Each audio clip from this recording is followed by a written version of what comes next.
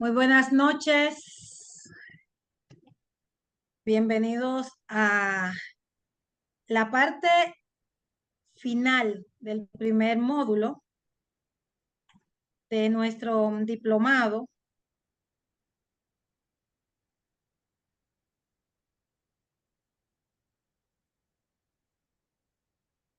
Ciencias de la educación y disciplinas complementarias para la educación integral. Hemos tenido en este primer módulo a la maestra Narcisa Quiñones y también al maestro Igor Leroy Mesa Serra, quien nos acompañarán también esta noche con contenidos en la primera parte. En la segunda parte también habrán prácticas, preguntas, retroalimentación también en la parte del primer módulo, y todos podrán hacer sus aportes, sus preguntas y cualquier inquietud también que deseen presentar. Vamos a estar abiertos a responderles. Si al inicio el profesor Elvis tiene algún comentario, le vamos a dar paso en lo que pues entra nuestro profesor Leroy. A mí me decía Teodora. Sí, en un momento si usted tiene algún comentario sobre el desarrollo Ya. del diplomado hasta este momento, satisfacción, logros, Ya, usted ya. también Sí, como docente, sí. no, estoy contento, estoy recordando muchas cosas y estoy, sí, llevando la práctica porque actualmente soy docente de un instituto superior, entonces sí me sirve todo lo que estamos viendo. Ayer vimos cómo debe ser un docente, entonces sí estaba interesante. Después de un rato se me interrumpió el internet, ya voy a revisar la grabación de ayer, pero sí está interesante, entonces espero seguir en las clases y lo que pueda modestamente aportar, estoy dispuesto. Está sin el audio, Teodora. Tenemos acá presentes hoy docentes, asistentes desde principio. Vamos a ver si el profesor, que también es presidente de la Red de Investigadores Científicos de América, de América y el Caribe, el doctor Félix Pilay, si tiene algunas palabras de inicio para los participantes en la noche de hoy, que estamos abiertos a escuchar. Hola, hola doctora Elvis Buenas noches. Leroy y todos los que están conectados. Buenas noches, anoche participé. Doctor Octavio, qué gusto. Bueno, desearles que este día, pues estamos en el tercer día, estamos terminando esta parte, que, que es todo el grupo de personas que está participando en nuestro diplomado. Lo aprovechemos al máximo y que esto, como decía el doctor Elvis Flores, sirva como insumo para sus clases en diferentes entidades educativas entre los países que son miembros de la red y que en este momento algunos están participando. Muchísimas gracias a nuestro presidente que nos acompaña esta noche, y pasamos a presentar, mejor dicho, a representar a nuestro maestro, y podemos decir que es eterna y orgullosamente de Venezuela para el mundo. Da lo mejor de sí en todo momento y en todo lo que hace. Está muy comprometido con sus valores y principios, hijo, hermano, amigo y compañero del alma, bendecido y privilegiado del poder de ejercer su dar, dando aportes de valor e impactando positivamente la vida de las personas, apasionado por ayudar al desarrollo integral del ser entregado sus dones, en retribución de todo lo que a diario recibe, agradecido infinitamente por tener la oportunidad de compartir saberes y aprendizajes en este espacio, dispuesto, anuente y expectante, con mentalidad de niño, y queda de ustedes el maestro Leroy Mesa Serra. Buenas noches, profe. Gracias, doctora. Muchísimas gracias a todos por estar presentes de nuevo el día de hoy, compartir con nosotros este espacio. Tenemos la oportunidad, la doctora Narcisa y yo, de ser los, los pioneros en el desarrollo de este excelente programa que hemos diseñado para todos ustedes. Es un honor y es un placer servirles, así que si no hay más, si no hay más preámbulos, pues ustedes me indican para iniciar el tema del día de hoy. Profesor Octavio, dele el aval a nuestro maestro Leroy. El profesor Octavio tiene el micrófono apagado. A veces no podemos, vamos a ver. No, el maestro, Listísimo. el doctor no necesita aval, está avalado desde que nació. Wow, gracias, qué bien. Gracias a todos. Bueno, excelente. Ayer les prometimos, porque fue en conjunto, que hoy íbamos a realizar una apertura con otra técnica de programación neurolingüística similar a la que hicimos ayer. Ayer hicimos lo que fue una respiración de fuego y luego hicimos gimnasia cerebral. Hoy les voy a ofrecer una técnica que se llama el gancho de Koch. Para eso me voy a poner un poco distante, me voy a colocar de pie y ustedes lo pueden hacer en su casa la forma más cómoda posible. Ok, lo que vamos a hacer es lo siguiente. Nos vamos a colocar de pie en postura relajada, vamos a soltar, podemos hacer movimientos como este, que son súper relajantes, son buenísimos para oxigenar y para soltar. Entonces, ok, bien, lo que vamos a hacer es lo siguiente. Fíjense, vamos a extender los brazos de esta manera, vamos a colocar los dedos bien extendidos y luego los pulgares los vamos a llevar hacia abajo, ¿ok? Llevamos los pulgares hacia abajo, relajamos hombro y cuello, no hay por qué ejercer tensión. Y vamos a hacer lo siguiente, vamos a cruzar las manos de esta manera, cruzamos los dedos y fíjense, sin hacer presión, llevo las manos a la quijada. Respiro profundo, coloco la lengua, la punta de la lengua en el paladar y sigo respirando. Muy bien. Observen, sin soltar, me devuelvo a la postura inicial y subo. Estiramos, que se estire hasta el cerebro. Flexiono los codos y estiro. Muy bien. Excelente. Vamos soltando y hacemos otra vez 3 respiraciones de fuego. Muy bien, excelente. Un aplauso para todos. Excelente disposición. No sé si lo notaron, pero hasta da calor. ¿Ok? El gancho de Koch, al igual que la técnica que utilizamos ayer, también es para alinear los hemisferios y para preparar el cerebro para recibir toda esa información, para activar las neuronas. Muy bien, listos. Respiremos profundo porque como que acelera, ¿verdad? Y vamos a comenzar. Voy a compartir pantalla en este momento. Vamos a iniciar con la presentación. La colocamos pantalla completa y acá está. Iniciamos el día de hoy. Damos continuidad al diplomado en Ciencias de la Educación y Disciplinas Complementarias para la Educación Integral. Como lo dijeron mis antecesores, mis admirados colegas y doctores, profesores, mi nombre es Leroy Mesa Serra. y el objetivo fue diseñado o redactado entre la doctora Narcisa y mi persona.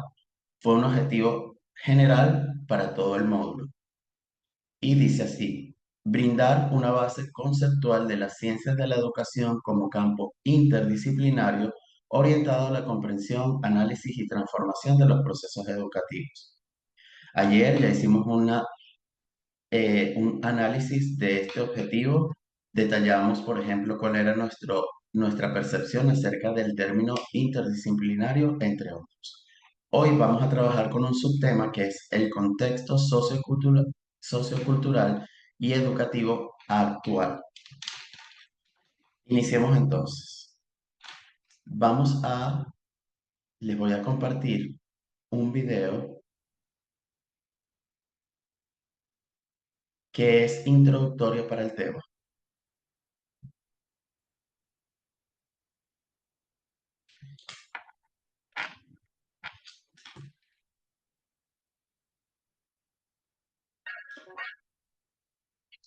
¿Se escucha?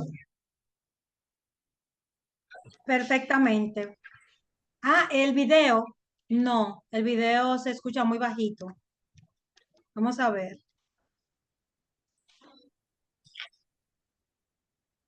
No se escucha, maestro. Bien, bueno, voy a dejar de compartir para asegurarme que está compartiendo con sonido.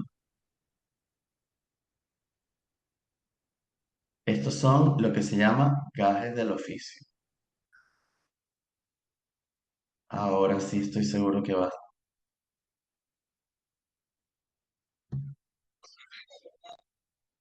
Sus estudios y pronta muerte le han hecho merecedor de Listo, títulos ahora tales sí. como el Mozart de la psicología. El punto fundamental. Disculpen, ahí está. La teoría sociocultural de Vygotsky. El psicólogo Lev Semyonovich Vygotsky nació en la actual Bielorrusia en 1896 y falleció en Moscú a la edad de 37 años, en 1934. El impacto de sus estudios y pronta muerte le han hecho merecedor de títulos tales como el Mozart de la psicología. El punto fundamental de su obra y sobre lo que puso más énfasis fue en desarrollar teorías asentadas en las bases de las relaciones humanas, afirmando que el conocimiento tenía un componente fundamentalmente de carácter social y que los individuos aprendían mucho mejor con la ayuda de otros. El desarrollo humano, por tanto, para Vygotsky, solamente podía ser justificado en términos de interacción social. La teoría que desarrolló este psicólogo tomó el nombre de teoría sociocultural. Esta teoría afirma que cada persona, instruida o no, desarrolla competencias que aprende de los miembros más hábiles de la sociedad, que ejercen como tutores o instructores en lo que Vygotsky llamó un aprendizaje del pensamiento. Según la teoría sociocultural, a través de este aprendizaje del pensamiento, los aprendices desarrollan varias competencias cognitivas gracias a las tareas que realizan con miembros más experimentados de la sociedad. Generalmente son los padres y maestros, que cumplen la función de mentores. La teoría de Lev Vygotsky subraya la importancia de las relaciones entre el individuo, la sociedad y la cultura bajo la que éste es criado. A través de estas interacciones sociales, el ser humano aprende a incorporar herramientas tales como el lenguaje, el sistema de cálculo, el arte, la escritura y demás invenciones sociales a su pensamiento. El aprendizaje social que defendía Vygotsky es aquel que se produce en contacto con los demás y con el entorno. En la interacción que se produce entre el aprendiz y el entorno reside un gran potencial de aprendizaje, y si además este confluye con otros individuos, puede dar lugar a originar un tipo de aprendizaje mucho más consistente. La idea del aprendizaje social puede explicarse por el hecho de la existencia de una sociedad en la que conviven varios individuos juntos, que comparten experiencias y vivencias diarias bajo unas determinaciones contextuales concretas. Puesto que Vygotsky acentuó la importancia de las relaciones sociales en el avance del intelecto, desarrolló el concepto de zona de desarrollo próximo. Él mismo definió este concepto como la distancia entre el nivel de desarrollo real, que viene determinado por la resolución independiente de problemas, y el nivel de desarrollo potencial, determinado por la resolución de problemas bajo la guía de un adulto o en colaboración con compañeros más expertos. Este término podemos entenderlo mejor si pensamos que toda persona se mueve entre dos dimensiones: el acto, lo que es capaz de hacer en el momento actual, y la potencia, lo que está preparado para hacer, aunque no lo haya hecho todavía. Esto, aplicado al alumnado, se traduce en que podemos distinguir entre lo que el alumno ya sabe, que no hay que volver a enseñar porque se tornaría aburrido para él, y lo que el alumno aún no está preparado para aprender. Es demasiado difícil todavía. Entre ambos supuestos se encuentra la zona de desarrollo próximo, que se vincula a lo que el alumno es capaz de hacer si le ayudan y orientan a ello.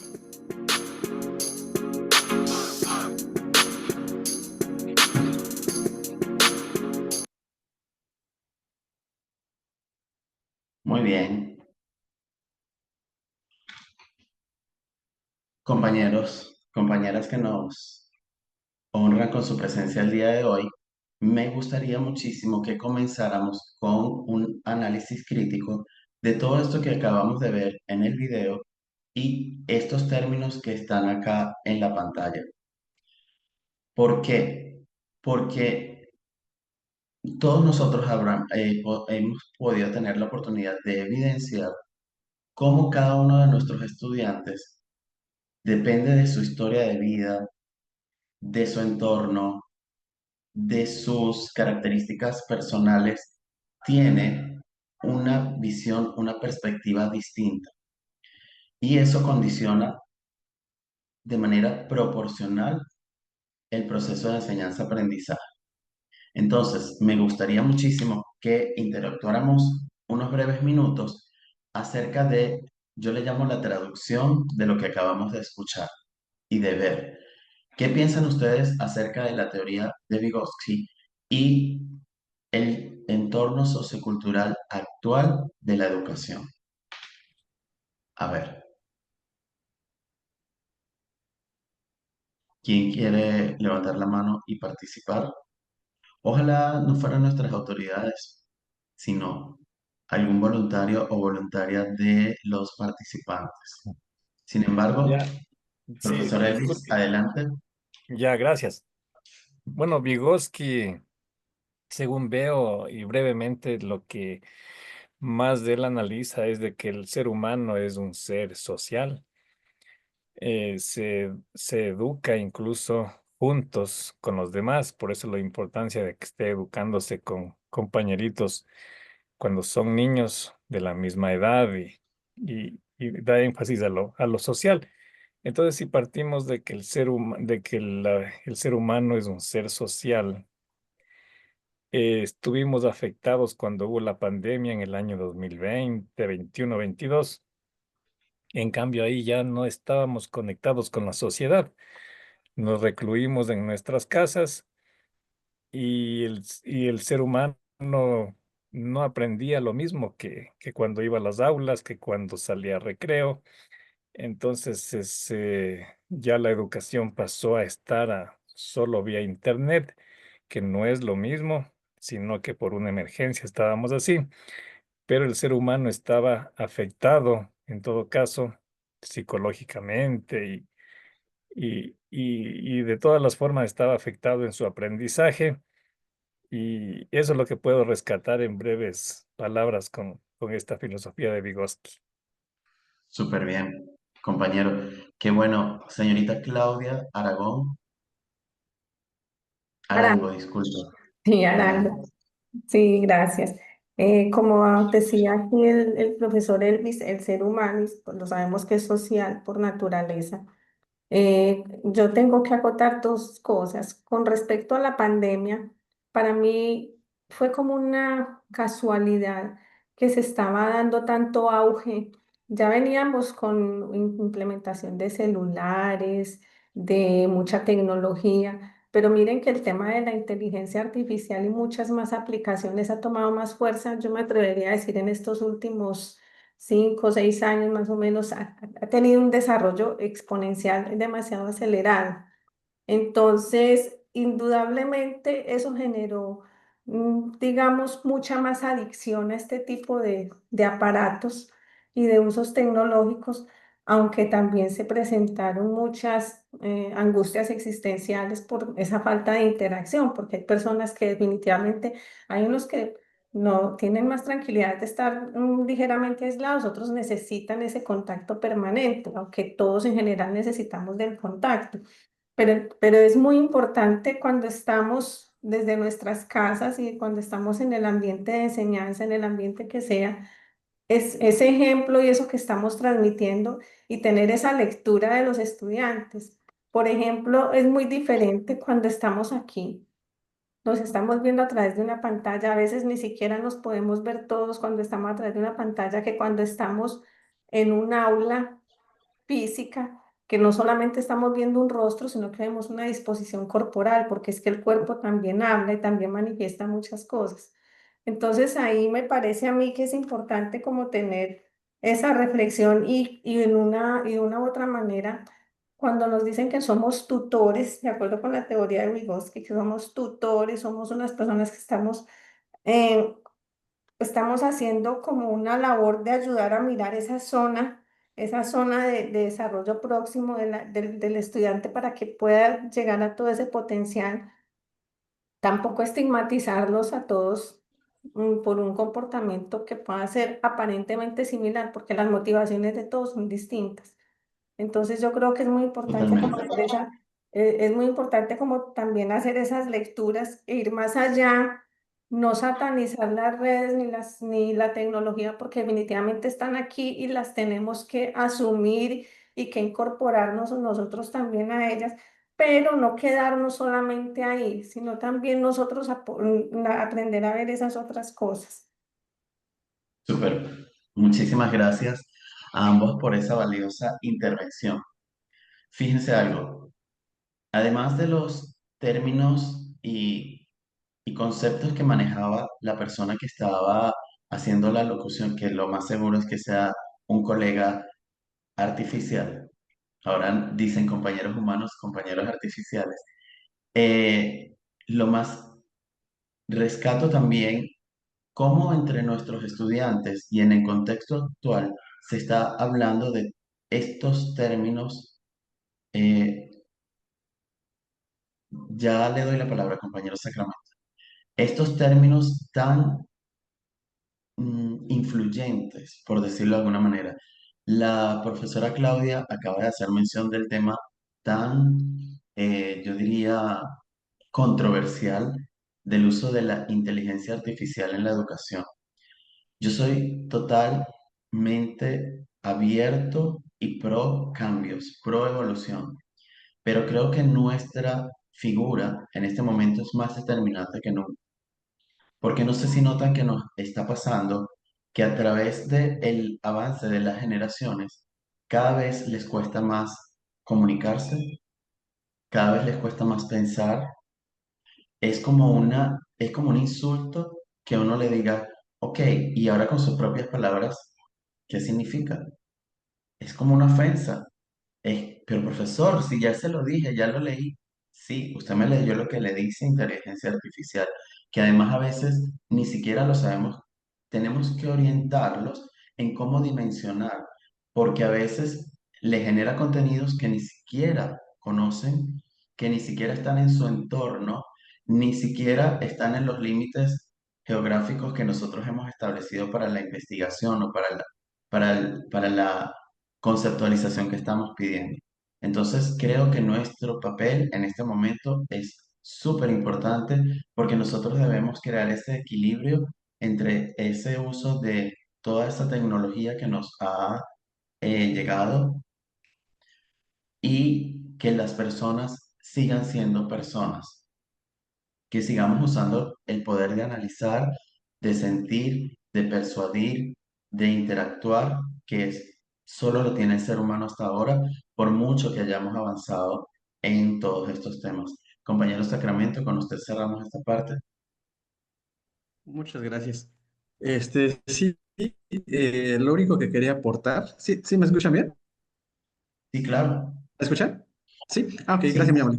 Sí, lo que quería aportar era que dentro de la enseñanza, lo que es la parte de la interacción social, lo que es la parte de tratar de adecuar, o sea, de que el maestro adecue su proceso de enseñanza al contexto cultural y todo el apoyo que se le pueda dar al estudiante, eh, esto lleva a lograr lo que es la formación integral. Sí, eso lo sabemos, eso lo sabemos. Sin embargo, hay algunos detalles, como bien ya lo comentaba usted, incluso este de la IA, ¿no?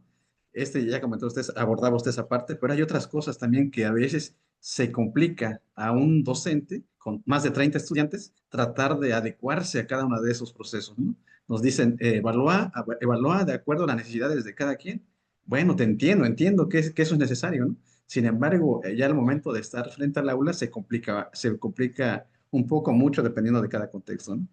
Sin embargo, la teoría de Vygotsky, pues sí es más aplicada, creo que para todos los momentos, ¿no? Pues esa era la aportación que le podía dar y pues muchas gracias. Qué bueno, compañero, que me da pie para esta otra parte de la conversación. Si algo valoro, al menos en mi experiencia, estos últimos años, es la oportunidad de haber trabajado en programas de inclusión educativa y laboral, de la mano incluso de entidades gubernamentales y no gubernamentales. Y ha sido maravilloso porque si yo pensaba que era inclusivo, pues ahora el trabajar con personas afrodescendientes, etnias indígenas, personas en situación de discapacidad, personas sexodiversas, todas juntas, ha sido maravilloso. Es como que si nos abrieran como una lata al cerebro y nos ayudaran a sacar mucha basura que tenemos allí de predisposición, de prejuicios, de límites. La inclusión llegó para quedarse, al igual que la virtualidad, y es maravilloso. Voy a dar como ejemplo algunas etnias indígenas con las que tuve la oportunidad de compartir acá. Este término de cosmovisión es muy importante, pareciera que está de moda o que es tendencia, pero es que mi mundo es lo que yo veo, es en el que yo vivo y es desde mis creencias hasta lo que es mi cotidianidad. Por ejemplo, para ellos es súper importante mantener su vestimenta, su indumentaria y sus símbolos.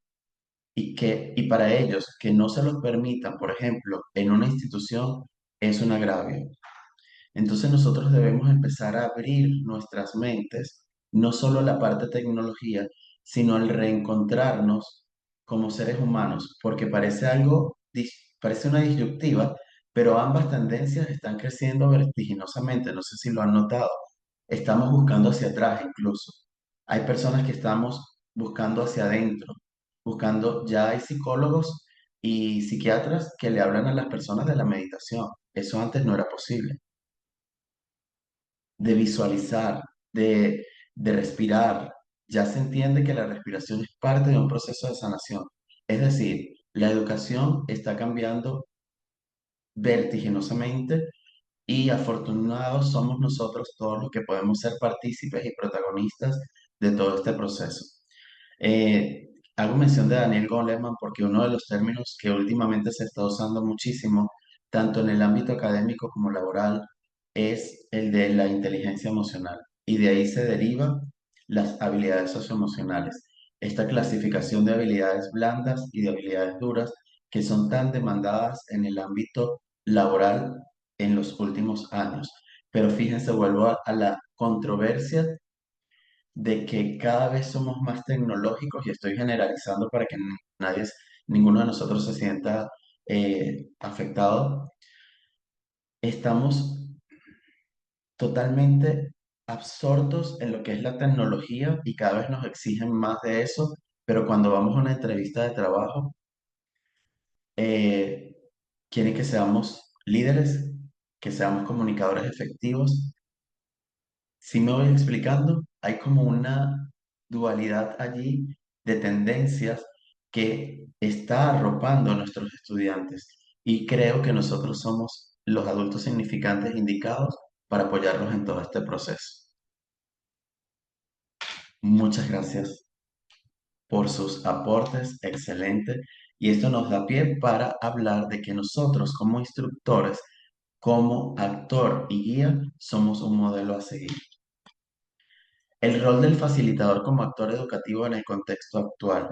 Ya hemos ido definiendo, ya hemos ido interpretando lo que es nuestra visión o nuestra percepción de lo que es el contexto actual y cuál es la misión que tenemos los educadores en este momento. Es precisamente ese, facilitar y sobre todo no olvidarnos que somos mediadores.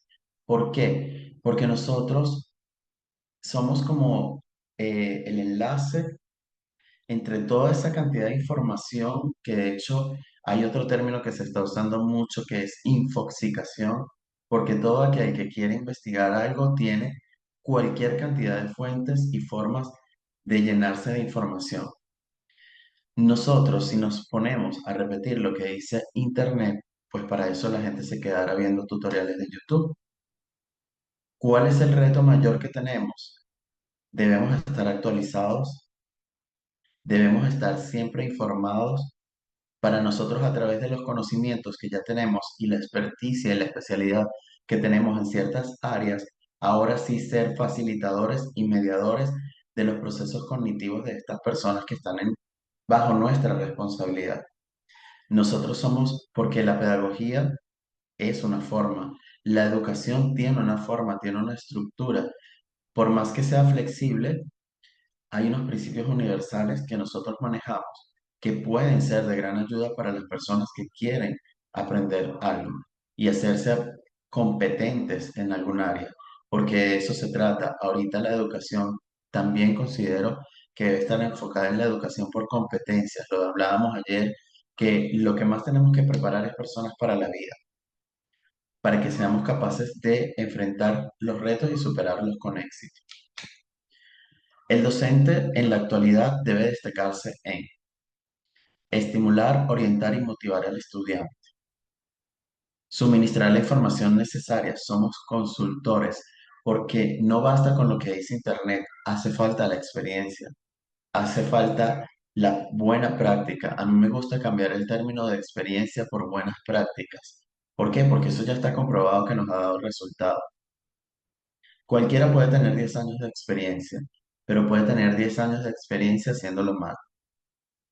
¿Sí o no?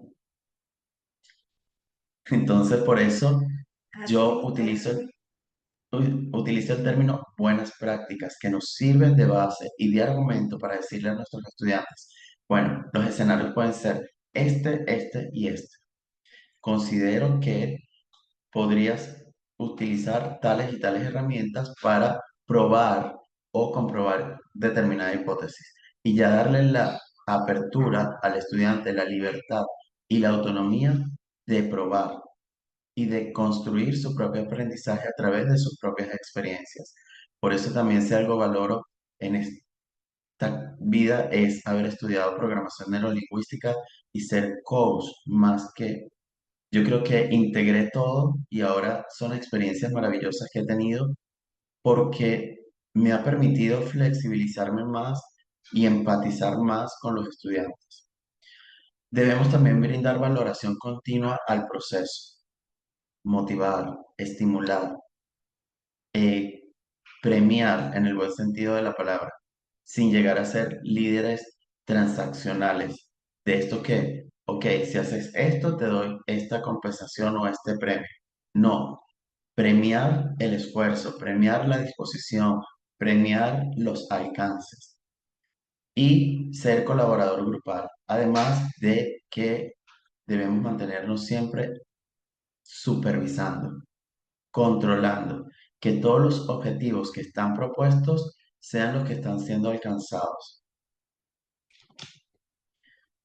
Ya hablamos de Vygotsky, pero voy a hacer una lectura. Bueno, voy a pedir a un voluntario o una voluntaria que quiera leer este postulado o este planteamiento de Piaget. A ver, que no sea Elvis ni Claudia. puedo ser yo. Sí, claro.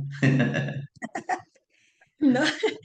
Según Piaget, básicamente el docente debe ser un guía y orientador del proceso de enseñanza y aprendizaje. Él, por su formación y experiencia, conoce que las habilidades requerirles a los alumnos según el nivel en que se desempeñan. Para ello, debe plantearles distintas situaciones problemáticas que los perturben y desequilibren. Explícame eso. Claro, ¿se acuerdan que ayer estábamos hablando de los momentos de las lecciones, de los encuentros de enseñanza-aprendizaje? Y hablábamos de que hay un inicio, un desarrollo y un cierre. Y hablábamos de que el inicio se trata de eso, problematizar. ¿A qué se refiere Piaget y cómo podemos aplicar esto? El estudiante debe sentir como una necesidad lo que le estamos ofreciendo. Nosotros debemos crear la expectativa de qué pueden lograr o qué pueden resolver cuando aprendan acerca de determinado contenido.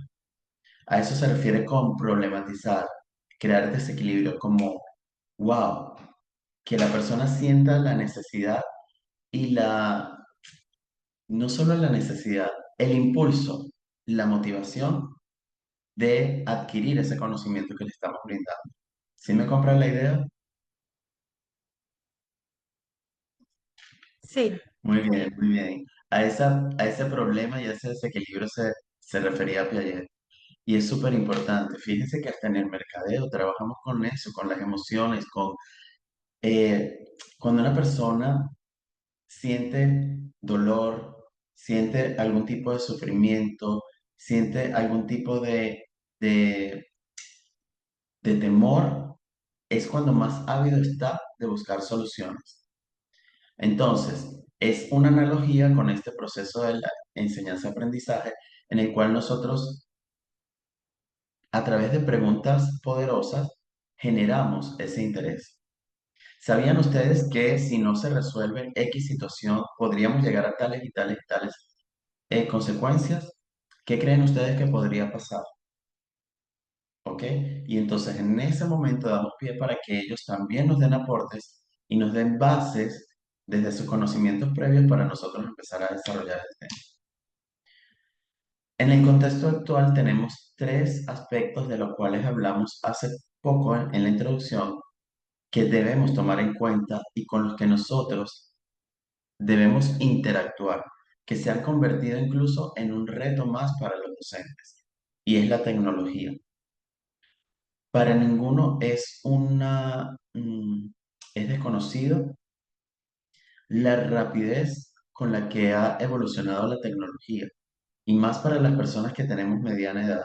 Imagínense, yo tengo 52 y yo recuerdo los teléfonos yo usaba teléfono público. Usábamos unas computadoras de este tamaño. El equipo de sonido era inmenso y era una cosa que daba vueltas. Teníamos que sintonizar la radio hasta que las dos rayitas estaban alineadas para que pudiéramos escuchar a la locutora o al locutor. Y vean cómo estamos ahora, hoy en día, hablando de inteligencia artificial, hablando de sistemas y programas que prácticamente se autoalimentan de datos. Entonces, la tecnología es una herramienta, es una aliada, siempre y cuando nosotros nos actualicemos y nos pongamos del lado de la tecnología. Porque además sabemos también que las generaciones van cambiando y parece que ya vinieran con un chip. Y cada vez es más notorio. Niños de 4 años que agarran un celular, que agarran una computadora, no saben leer y buscan su programa preferido en YouTube. Entonces, nosotros tenemos que estar en constante evolución. El Internet, ni se diga, una herramienta que yo creo que es lo mejor que nos ha sucedido siempre y cuando nosotros sepamos utilizarlo, sepamos orientar a nuestros estudiantes para que hagan uso adecuado del Internet. Porque así como comemos comida sana y tenemos la elección también de comer comida chatarra, asimismo está la información en la nube, en el aire, a un clic. Y nosotros también debemos enseñarles cómo dimensionar las búsquedas, cómo encontrar la información precisa de las fuentes eh, más idóneas, fidedignas, para que ellos realmente tengan una información real, objetiva, porque si no, también caemos en el riesgo de que las personas simplemente repitamos como loros lo que cualquiera, porque ese es otro riesgo. Ahorita cualquiera puede, todos podemos subir cualquier cosa al internet, cualquier teoría, por llamarlo de alguna manera, entre comillas, cualquier postulado, y la persona que desconoce o que es ignorante del tema puede guiarse por alguien que realmente no tiene ni siquiera la base de conocimiento.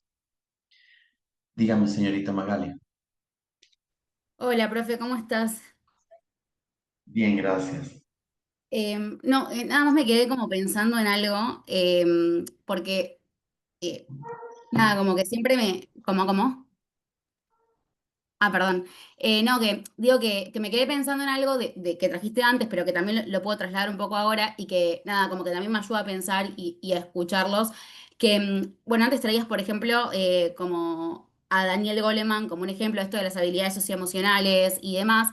No, yo te quería decir que acá, como por lo menos yo desde mi formación, porque no quiero hablar por todos, o sea, no voy a hablar por todos, pero desde mi formación, como que hay una mirada crítica sobre la educación emocional y como que ciertos, como, no sé, ciertos espacios por lo menos en los que yo habito, ciertas líneas teóricas, ciertos profesionales y demás, por ahí hablamos un poco más como de la afectividad y en ese sentido, o sea, pero esto lo traigo porque quiero decir algo que es que cuando yo lo escucho acá y en estos contextos, como que percibo de ustedes como mucha seriedad. Y yo acá no encuentro, si bien Daniel Goleman es argentino, no estoy diciendo eso, pero digo como, creo que es argentino, me parece, pero digo como, acá no se lo trae, o sea, no hay como referentes tan serios, o sea, o por lo menos no pareciera traerse desde un lugar tan serio que refleje como todo este paradigma o este desarrollo que por ahí vos traes o que ustedes traen. Entonces, por ejemplo, acá no solo que hablamos como por ahí más de la afectividad, sino que yo pensaba,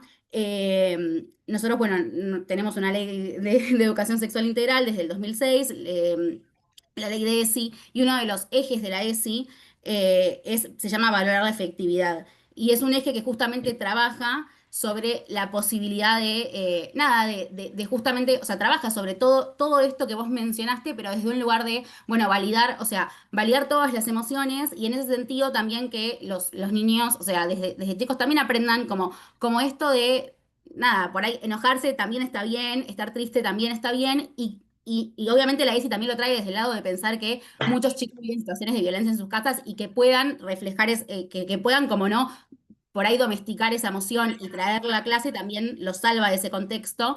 Entonces, como que un poco la traes de ese lado y yo pensaba con lo que traías recién de internet y del docente como facilitador, justamente también está bueno que esto, que los estudiantes crezcan con la posibilidad también de ellos mismos seguir teniendo estos reflejos y que estas emociones, afectos, sentimientos afloren y también de esa manera reconocer quizás incluso como peligros o tener un tránsito crítico por esto en el uso de la internet, de la inteligencia artificial y de todo eso. Nada, esto como traer esto y aportar como también desde desde mi humilde recorrido, esta otra mirada. Nada, eso, gracias. Excelente. Vamos a escuchar a la compañera Noemi. Sí, ¿qué tal? Buenas noches. Buenas noches. Antes, agradecer por la ponencia que usted nos está brindando. Yo muy, muy agradecida. Le hablo de acá de Perú, del departamento de Huancavelica. Bueno, si bien es cierto este tema de la educación, es un factor que implica, ¿no?, al ser humano.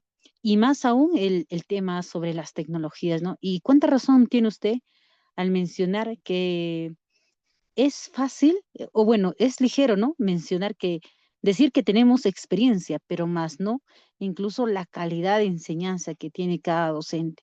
Y ahora este tema de la tecnología, si bien es cierto, no es de ahora, no es con el chat, no, esto ha venido evolucionando, ¿no? Y el ser humano se ha venido adaptando ya desde el descubrimiento de ellos mismos incluso, ¿no? Desde la aparición del ser humano, porque miren, cuando ellos descubren el fuego, ellos se tienen que adaptar a eso, ¿no? Así ha venido ya evolucionando todo esto lo que hoy vivimos, por ejemplo, ¿no? El descubrimiento de la rueda, la pólvora y todo esto, ¿no? Incluso yo soy de la carrera de contabilidad. al principio, ¿no? Mencionaban que no nos querían antes hacer usar las calculadoras, decían, no, que eso no, y al final nos hemos adaptado a las calculadoras, al internet, ¿no? Y hoy en día la inteligencia artificial, hay muchas teorías que mencionan que esto puede reemplazar a los trabajos, ¿no? Incluso a la educación. Si bien es cierto, este es un factor importante que viene, ¿no? Reforzando no solamente la educación, salud, en todos los aspectos, ¿no? Pero lo que yo veo es que existe una gran debilidad que esta tecnología, si bien es cierto, fortalece porque es de mucha ayuda, pero también está reemplazando muchas actividades.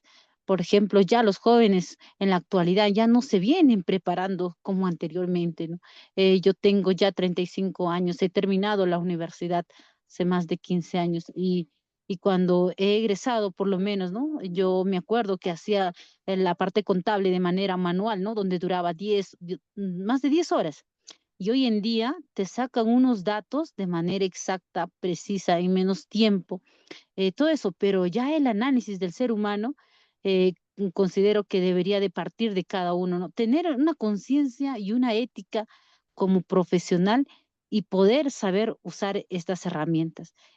Quería aportar, mi estimado ponente. Gracias. Muchísimas gracias. Una pregunta que para aprovechar estos encuentros, estos espacios, compañeros, ¿cuáles creen ustedes que son los retos en la actualidad? Porque eso es lo que estamos analizando y ahorita voy a seguir con la presentación de lo que es la educación virtual.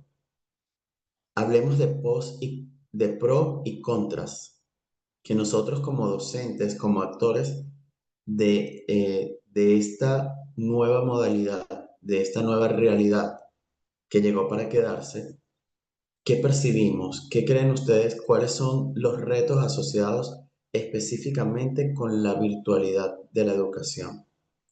Sería genial. Ah, eso. Alfonso levantó la mano. Adelante, compañero.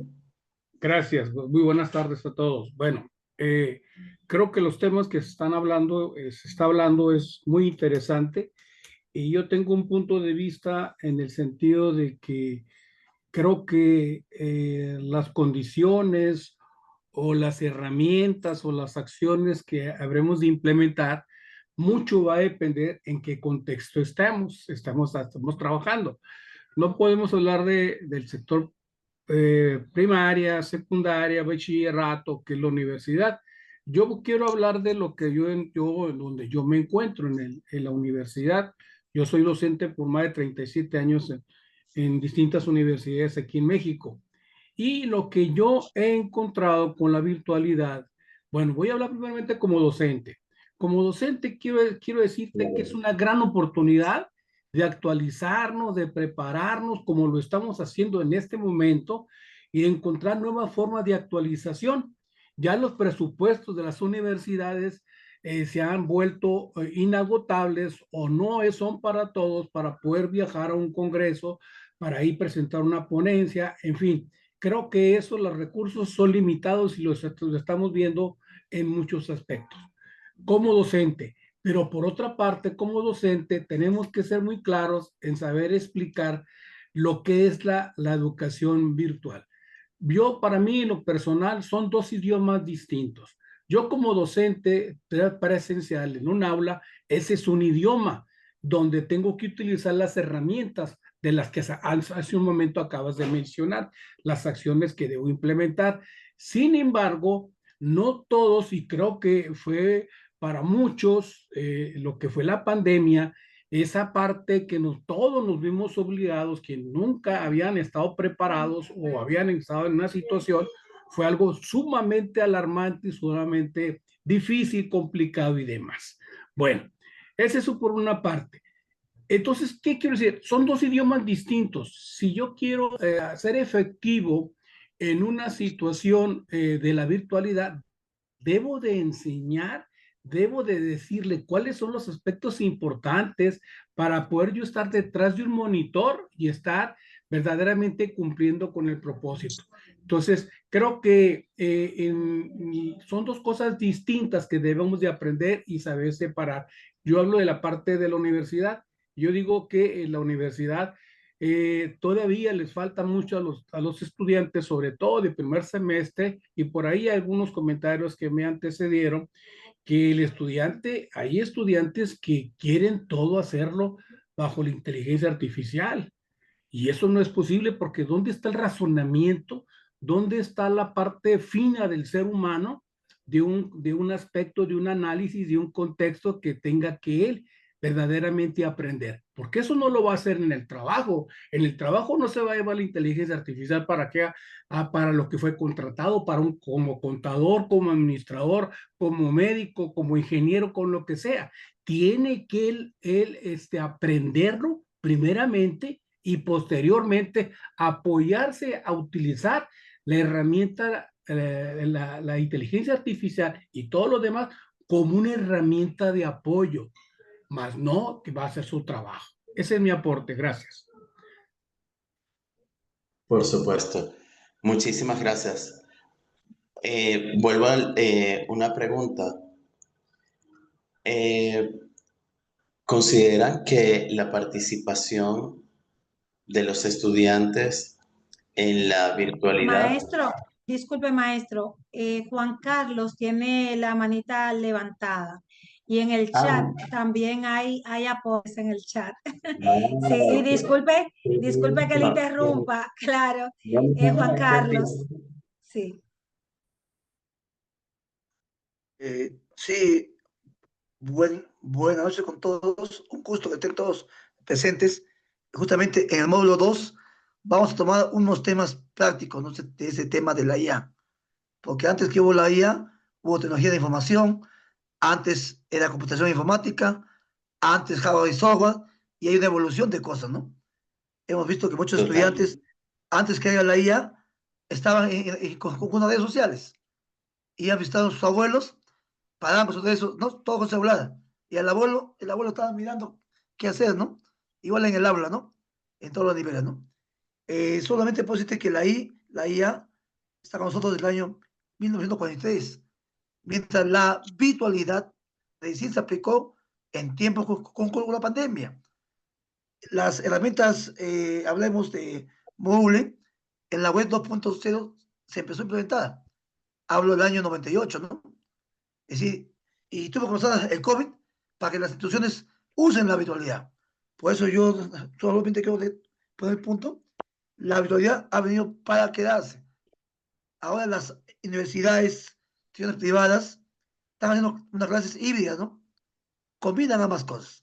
La parte de virtualidad lo usan para asistencia, soporte, donde el docente va a subir las clases, las sesiones, ¿no?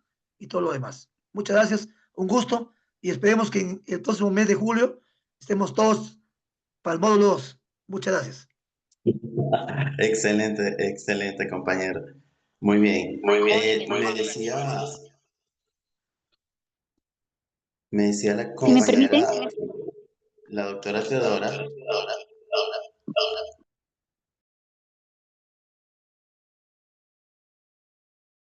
Bien, colegas, si me permiten, soy Noemí.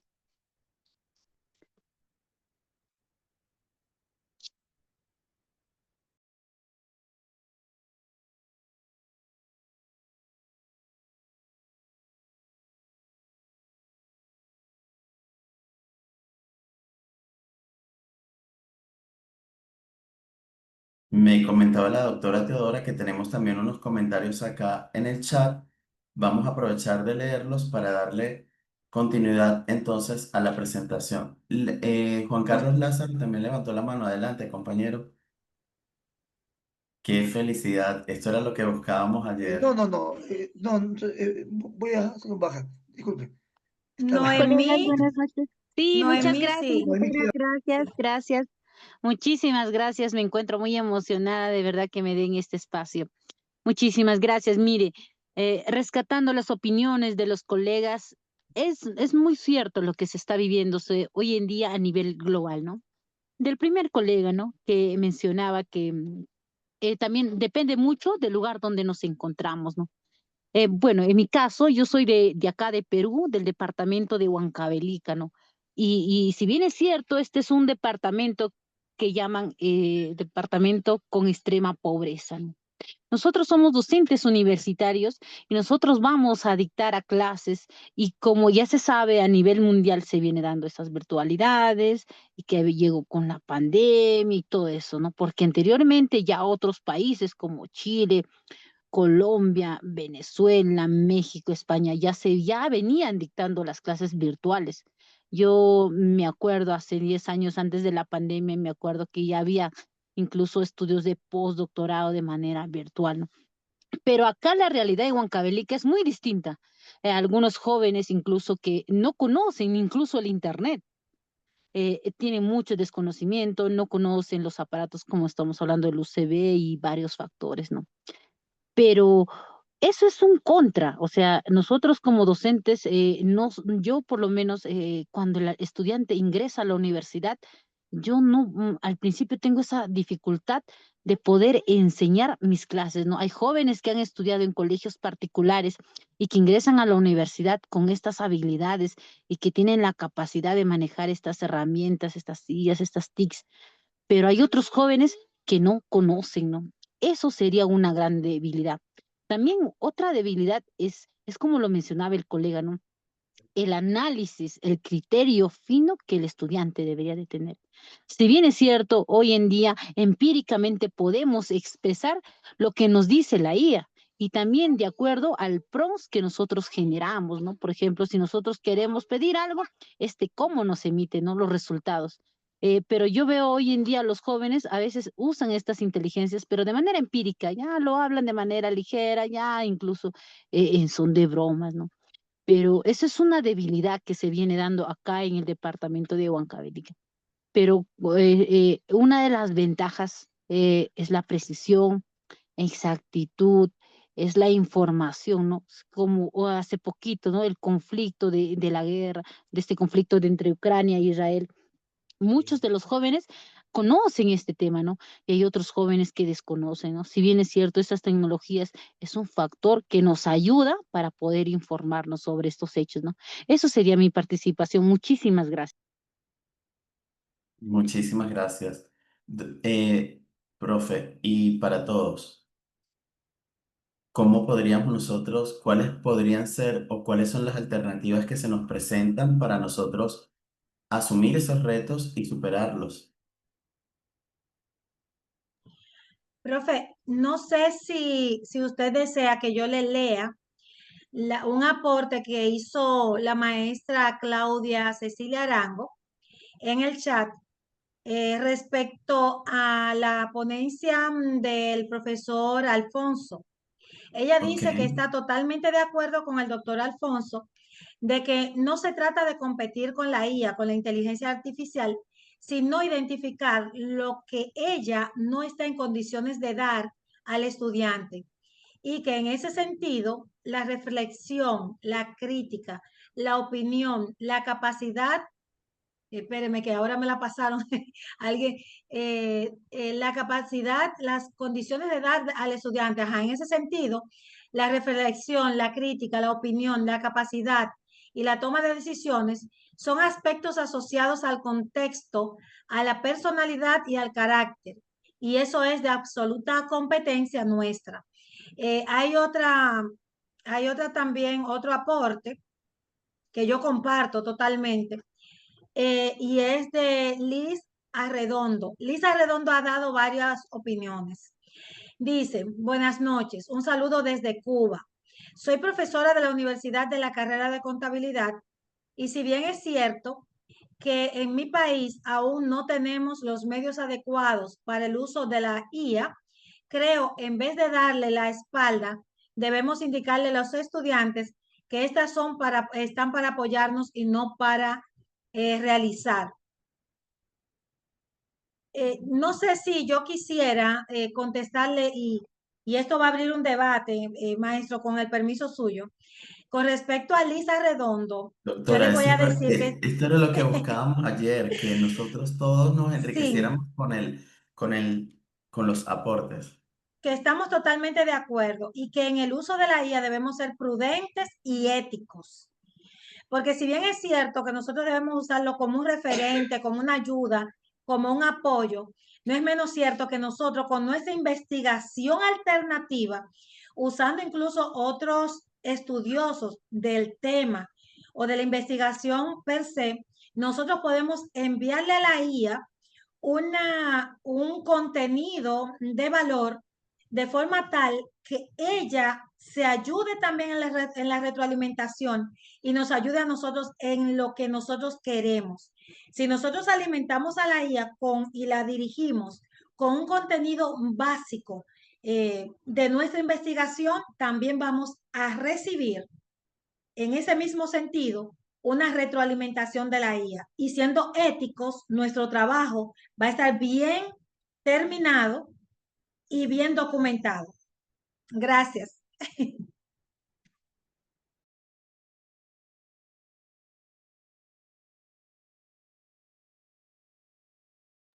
Profe, abra su micrófono que no se escucha. Abra su micrófono. La señorita HP, que no recuerdo cómo es que se llama.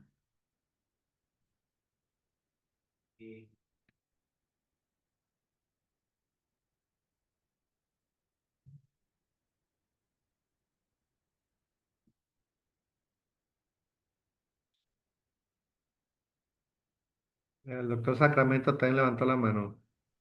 Adelante, doctor. Adelante. Muchas gracias. Sí, al respecto de la guía, realmente puede ayudarnos mucho, ¿no?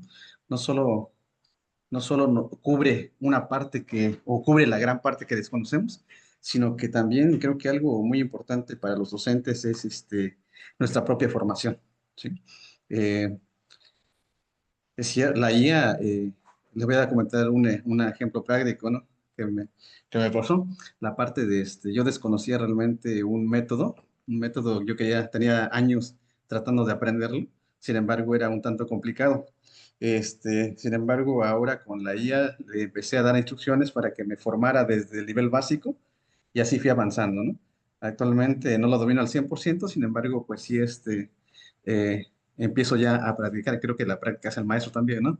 Así que esa experiencia me va a formar muchísimo más. Y considero una gran oportunidad. Realmente la IA, como docentes, estoy seguro que todos los presentes eh, vamos a conocimiento, ¿no? Hambre por aprender, ¿sí? Y en ese proceso nos lleva a la mejor. Eh, Eso al final se traduce una mejor enseñanza a nuestros estudiantes. Y bueno, la contraparte, como decía la doctora, la contraparte, ¿cuál es? La contraparte sería que hay una pérdida de conocimiento o de poder cognitivo, ¿sí? De los estudiantes. ¿Por qué? Porque se ha trasladado hacia en el peor de los casos, un copia y pega, sin el temor de que me descubran, sin el temor de nada, únicamente cumplo con lo que se tenga que cumplir y listo, ¿no? Claro, estoy hablando de un extremo, ¿ok? Estoy hablando de un extremo, pero ese extremo Totalmente. existe. Ese es el problema, que existe, ¿no? Muchos, y no solo es un estudiante, son muchos ya, ¿no? Dentro de las actividades que planteamos, observamos que algunos estudiantes pues ya nos comparten ese tipo de actividades, ¿no? Pues bueno, ahora ya existen otros mecanismos ahora que te permiten hacer reconocimiento de la cantidad o el porcentaje que tiene un producto de IA, ¿no? Así que tenemos que adecuarnos también a eso. El problema es que también tiene un costo, ¿no? El problema es que también tiene un costo y ese Sí. costo, como bien lo decía la doctora, no se ve reflejado o la institución muchas veces no nos apoya, ¿no? Así que ahora viene el maestro con su, este, con su salario a tratar de pagar esto. Obviamente eso también nos sirve para otras cosas, ¿no? Para nuestros propios productos académicos, llamamos artículos, manuscritos, o como le llamemos, ¿no? Pues bueno, yo estoy muy contento con la IA, realmente la veo como una gran oportunidad, ¿sí? Espero que los estudiantes también en algún momento también la vean de esa manera, y no solo como tratan de hacer el menor esfuerzo con la IA, ¿no? Y creo que ahí es donde está la pérdida de conocimiento, en el proceso Excelente. Sí, muchas gracias. Excelente. Qué maravillosa esta experiencia. Doctores, dejé de compartir para poder ver a los compañeros y las compañeras que estaban hablando, pero ahora me dice que está desactivado. Es que abrí desde otro... Ya, ahora sí, gracias. Abrí desde otro dispositivo porque el anterior me estaba dando ciertos problemitas. Entonces, compañeros y compañeras, espero haber podido darle la oportunidad a la mayoría de los que tenían la mano levantada de compartir sus opiniones. ¿Cuáles son las nuevas funciones de los docentes ante el auge de las TIC? Porque vamos a dejarle su tema tranquilo.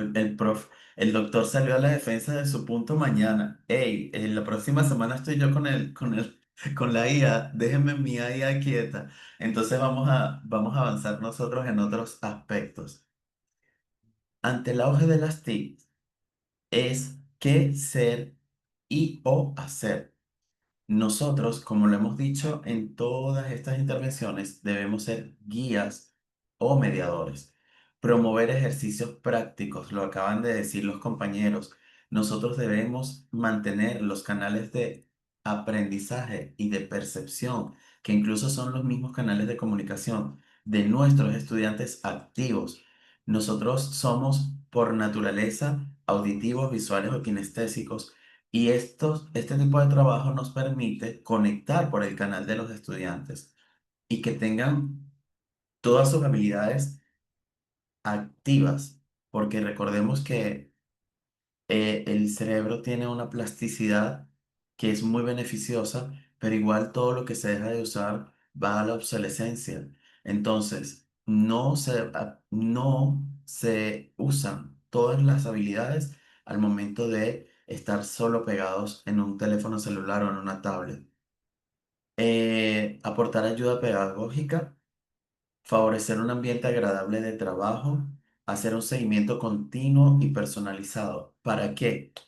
Para facilitar la cognición de la información encontrada en Internet. Lo decíamos antes, no solo vamos a estar repitiendo lo que dice Internet, porque entonces ya ahí sí estaríamos anulados. Potenciar la variedad metodológica del aprendizaje.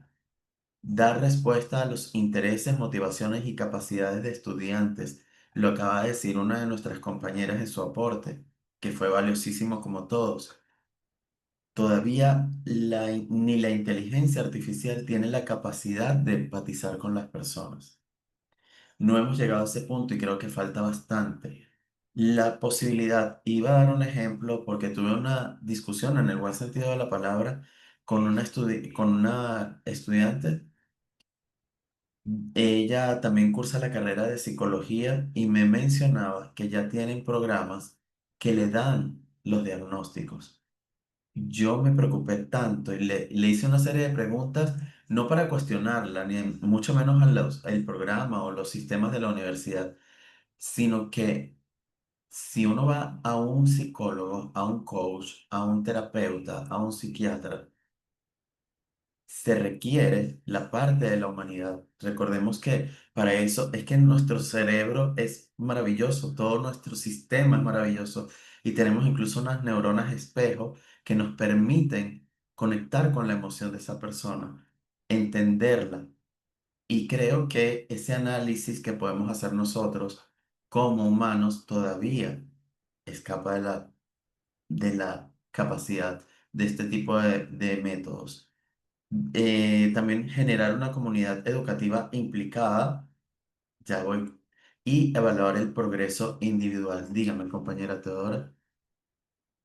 Profe, quizás yo estoy compartiendo la preocupación suya cuando le pasó con la psicóloga. Les voy a compartir una experiencia, pero ya fue a nivel clínico. Limpiando mi patio, yo digo mi patio, pero yo tengo un jardín que tengo frutales y flores, que a veces la comparto en mi estado. Una espina de un cactus, o sea, me lesionó y se quedó como un pedacito de la espina en un brazo. Yo fui a una emergencia y veo como una de las doctoras que me está atendiendo me dice, espéreme un momento que yo le voy a decir, que yo le voy a indicar qué hacer. Pero yo la veo a ella tecleando en el celular y de inmediato me da un diagnóstico y una forma de hacer sin casi verme la lesión. O sea, ella no me vio la lesión. Yo, como ya yo sé cómo trabaja la IA, ella le preguntó, fue a Géminis. Yo le puse la misma palabra, dije, una espina de un cactus en mi brazo, en mi antebrazo, y me dio precisamente lo que ella me dio. Yo me preocupé, yo tuve que ir donde otro médico, ya a consultarme, para que me pudiera decir, o sea, realmente me pudiera ver la lesión. O sea, que de manera directa es una irresponsabilidad del profesional suministrarle una información que la IA todavía no puede profundizar con pocos detalles, porque ni siquiera le dio detalles, porque no me vio la lesión. No dijo si yo era diabética, o sea, no me preguntó si yo era diabética, no me preguntó si yo era alérgica a nada, y de hecho soy alérgica a la penicilina. Entonces es importante que nosotros, reiterando, usemos la IA para las investigaciones, pero nosotros suministrándole la mayor parte de la información de forma tal que pueda ser fidedigna incluso la información que nos dé la IA. Gracias y perdone por la... Ah, bueno, ahí está levantando la mano el profesor Juan Carlos. Le digo que resulta bien Ya nos va a interesante decir, esta. no más IA. No, sí está bien. La IA, por ejemplo, y eso lo vamos a ver en una sesión 3 de el tema, ¿no? Nosotros tenemos que subir nuestros propios módulos, materiales, trabajar monografías, tesis, eh, un libro, ¿no? Un libro de investigación, y de ahí va a ser una mejor información final, ¿no? Como ha dicho, ¿no? Es algo real. Esos tips se le Totalmente. va a dar también a sesión 4 y 5, ¿no? Tenemos 6 sesiones de IA, ¿no? Entre comillas, ¿no? Pero la 1 o 2 son las partes introductorias, ¿no? Para poder entender por qué está la IA, ¿no? Gracias. Sí, profe, súper bien. Nosotros debemos promover la ética. Eso es todo. Porque lo que hizo esa persona fue poco ético, cero profesional. ¿Qué pasos debe dar el nuevo docente con respecto a todo este contexto sociocultural? Diagnosticar las necesidades. En ese sentido, preparar nuestras lecciones, nuestros encuentros, preparar los recursos didácticos, motivar a los estudiantes y enseñar centrándose en el estudiante. Compañeros, yo encuentro como una alternativa para toda esta situación la didáctica y por eso les voy a brindar información acerca de eso. El docente actual en una teletutoría virtual tiene otras funciones, como acaba de decir el compañero, es otro idioma. Debe ayudar a la construcción del conocimiento propio, a aprender a aprender. Ayer mencionábamos la metacognición, que tiene que ver con la teoría de la estructura cognitiva de David Ausubel. Debemos ser transmisores de cultura que ha antecedido y de que nos proporciona el aprendizaje. Recordemos que la cultura es un término tan amplio y tan rico, tan complejo, que nosotros podemos llegar a un país y decir a un nacional cuál es la cultura, por ejemplo, costarricense, nicaragüense, argentina, colombiana, y la persona nos va a hablar de gastronomía, nos va a hablar de arquitectura, nos va a hablar de creencias, nos va a hablar de mitos, de folclore, de absolutamente todos los factores que componen su identidad sociocultural. Entonces, por eso es que nosotros debemos ser transmisores. Una de las grandes ventajas de la virtualidad es esta. Lo decía una compañera. Hoy en día nosotros podemos estar en todo un continente gracias a este canal. Entonces, todo hay que buscarle la forma de actualizarse y de aprovecharla. Y por último, construye el desarrollo, debe anticipar las transformaciones. Recordemos que una de las formas y que se evidencia que la enseñanza, el proceso cognitivo tuvo éxito o está teniendo los resultados que buscamos es que la persona pueda transferir lo que aprendió. Y aquí entran dos términos que son la capacitación y el aprendizaje. Según Chavenato, la capacitación es el proceso educativo de corto plazo aplicado de manera sistemática y organizada por medio de las cuales las personas adquieren conocimientos, desarrollan habilidades y competencias en función de objetivos definidos. ¿Por qué tomo esta parte de la capacitación? Porque lo que nos hace profesionales o no es la capacitación, es la formalización del conocimiento. Porque hoy en día los oficios que son tan demandados y la parte técnica, que incluso sabemos que en el ámbito global la educación también ha cambiado en eso. Ya la demanda mayor es para el personal técnico, para los estudiantes de nivel técnico y para personas que tienen oficios, que se ha aperturado mucho el mercado laboral también gracias a que hemos evolucionado en ese sentido. Entonces, las competencias son las destrezas que la persona va a demostrar como indicadores, como evidencia de que tiene un conocimiento. Y en la década de 1930, hago aquí referencia a Edward Tolman, habían planteado la hipótesis de que el aprendizaje no se manifestaba exclusivamente en el nivel de los comportamientos observables, sino de las representaciones mentales. El animal aprende porque se crea una representación mental de la situación y se basa a ella para actuar en consecuencia. Por eso es que a veces decimos, después dicen que los animales no piensan por una reacción que tuvo un perrito. Entonces, si nos basamos en eso, nosotros tenemos aún mayor capacidad de contextualizar el conocimiento.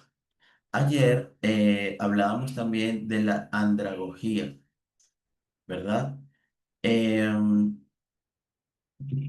Gracias a la interacción tan buena que hemos tenido hoy, yo voy a saltarme este video y lo vamos a dejar para el final, cosa de que el resto del contenido sea manejado. Contenidos de enseñanza. Los contenidos son el conjunto de conceptos y procedimientos que hay que aprender para lograr los objetivos del programa. Recordemos que nuestra guía, nuestro mapa, siempre es nuestro Waze, decimos ahora, es la planificación. Aquí tenemos tipos de, tipos de contenidos en la programación didáctica. ¿Por qué estoy tocando este tema? Porque la didáctica es lo que nos permite, son las herramientas que nos permiten que a través de técnicas implementadas nosotros no nos volvamos rutinarios. Ya las clases magistrales prácticamente no existen. Las personas necesitan experiencia. Y ahí sí hablo de experiencia.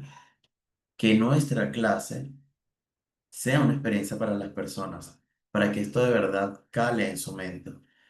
Entonces, los contenidos conceptuales o declarativos se refieren a hechos, datos o conceptos que necesitan memorizarse. Recordemos la famosa taxonomía de Bloom que se las mostré ayer. Esto está en los niveles inferiores de la cognición. Luego están los contenidos procedimentales, que es lo que nos permite saber hacer. Es decir, llevar a la práctica lo que estamos aprendiendo.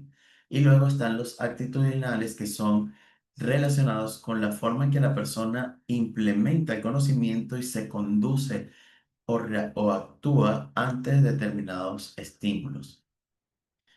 ¿Cuáles son los objetivos del aprendizaje que debemos tener en cuenta? Primero, ¿qué son los objetivos? Ayer vimos una parte, pero hoy tenemos otra acepción de la palabra. Son afirmaciones que expresan claramente lo que el estudiante debe ser capaz de demostrar al final de un periodo de aprendizaje.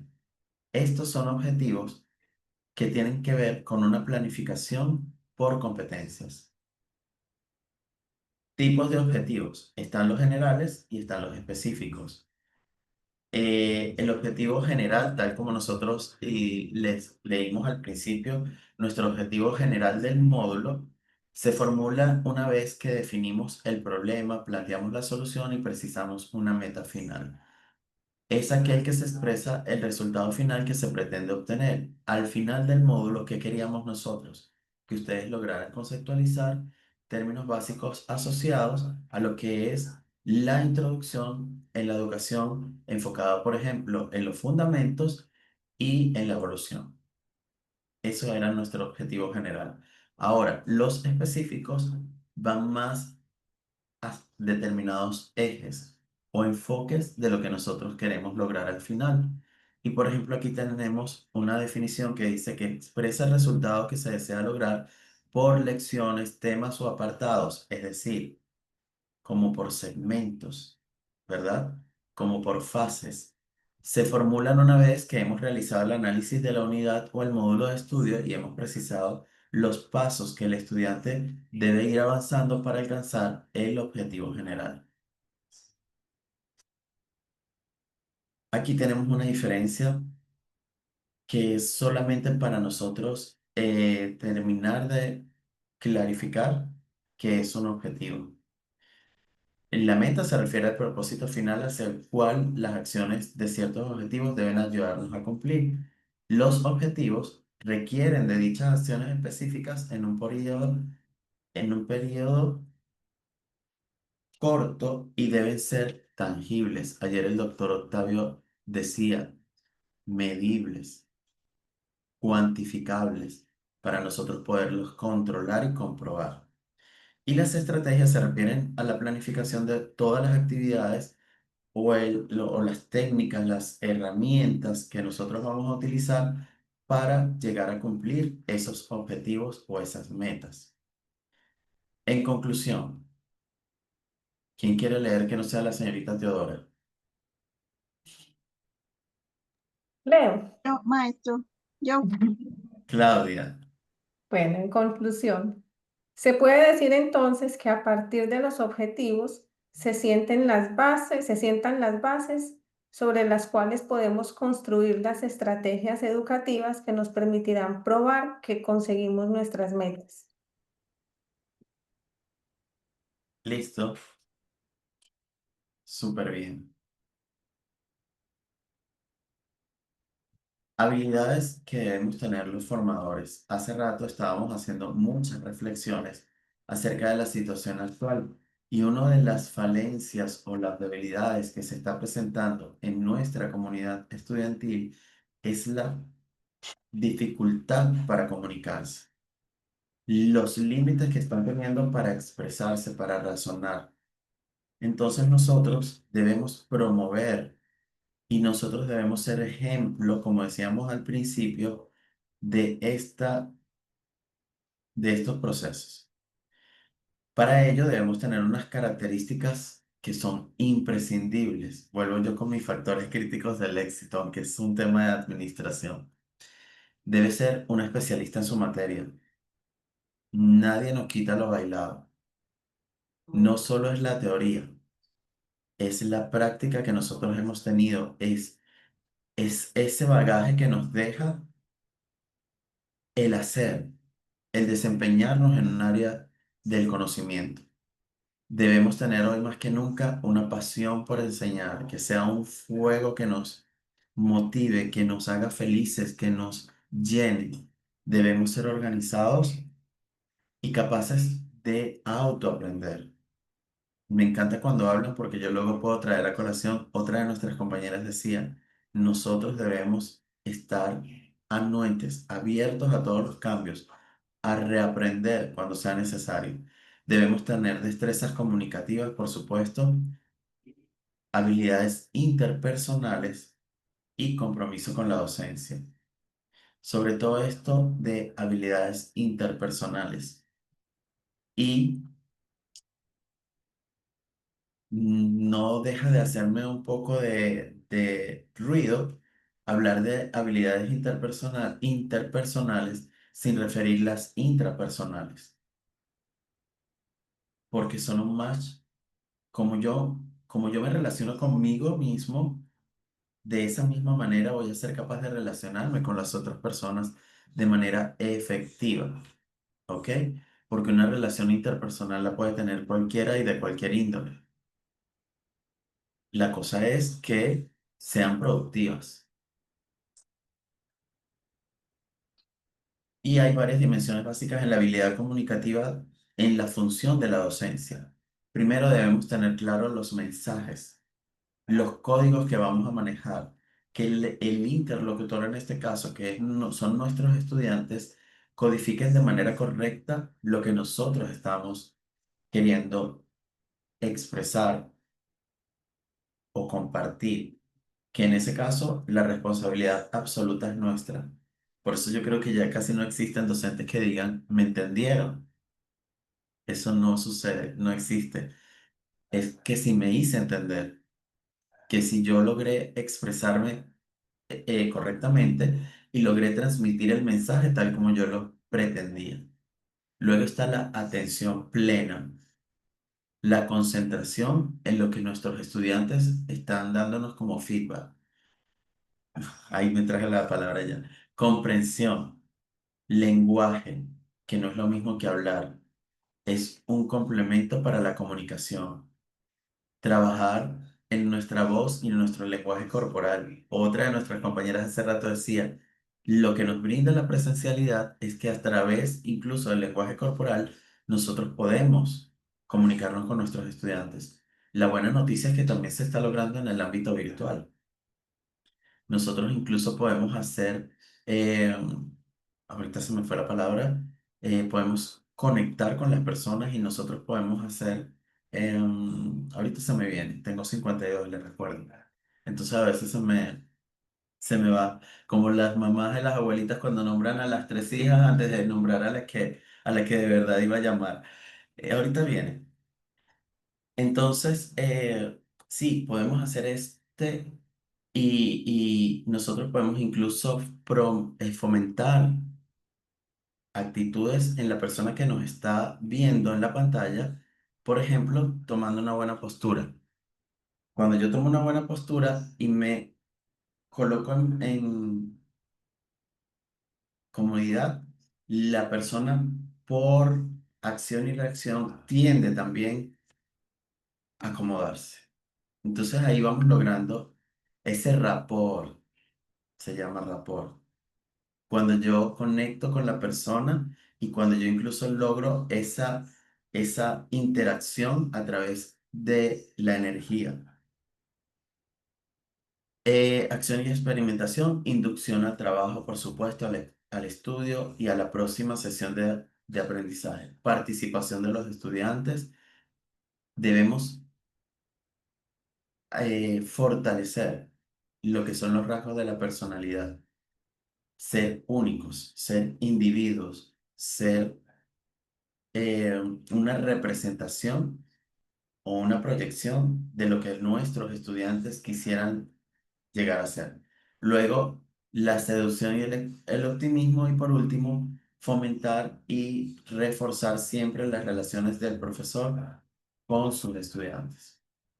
Aquí voy a referir de nuevo las estrategias de enseñanza-aprendizaje, pero hacia las estrategias didácticas, procedimientos, métodos, técnicas y actividades mediante las cuales los profesores y los estudiantes organizan las acciones de manera consciente para construir y lograr las metas planteadas en el proceso. Palabras claves, actividades. Cuando nosotros ponemos a los estudiantes a que de repente vamos a hablar de la motricidad y entonces colocamos una música y nos ponemos a bailar. Eso es didáctica. Disruptir, o sea, hacer que el estudiante se despierte, se mantenga atento, que esté con nosotros, sea de manera virtual o presencial. Tipos de estrategias didácticas, están las de enseñanza que son diseñadas y propuestas por nosotros y están las de aprendizaje que son las utilizadas por nuestros estudiantes. Técnicas para aplicar en adultos. Me parece súper interesante porque ahorita también hacían mención a que ahorita hasta niveles de doctorado ya tienen más auge en la parte virtual que incluso en la modalidad presencial. Entonces, ya nosotros, como lo decíamos ayer, la pedagogía es la base para la andragogía, pero para todos aquellos que tenemos la posibilidad o la responsabilidad de trabajar educación para adultos, sabemos que es otra mentalidad, otra predisposición distinta a los niños. Por eso yo decía en mi presentación, le escribía a los doctores que a mí me gusta trabajar con mentalidad de niño. Y la gente dice, ¿pero qué? O sea, ¿cómo se come eso? Sí, como buscar de nuevo esa capacidad que perdemos de asombrarnos, esa capacidad que tenemos de estar siempre dispuestos y experimentar. Cuando somos adultos y nos vamos volviendo muchas veces muy rígidos en lo que son nuestras creencias, nuestros paradigmas, y que nos limita a veces a experimentar de forma más positiva todas las situaciones. Está el aprendizaje cruzado, que se trata de vincular el contenido educativo que se imparte con situaciones que pudieran ser cotidianas, conocidas por los adultos. También está el aprendizaje basado en la experiencia. ¿Por qué? Porque la gran mayoría de las personas tienen incluso experiencia laboral en las áreas de las cuales están formalizando el conocimiento. Y eso nos enriquece porque nos permite tener situaciones reales o problemas reales que nosotros podemos utilizar para desarrollar nuestros contenidos. Y está el aprendizaje emocional, que es el que se basa en las emociones asociadas a esas experiencias que estas personas adultas han vivido.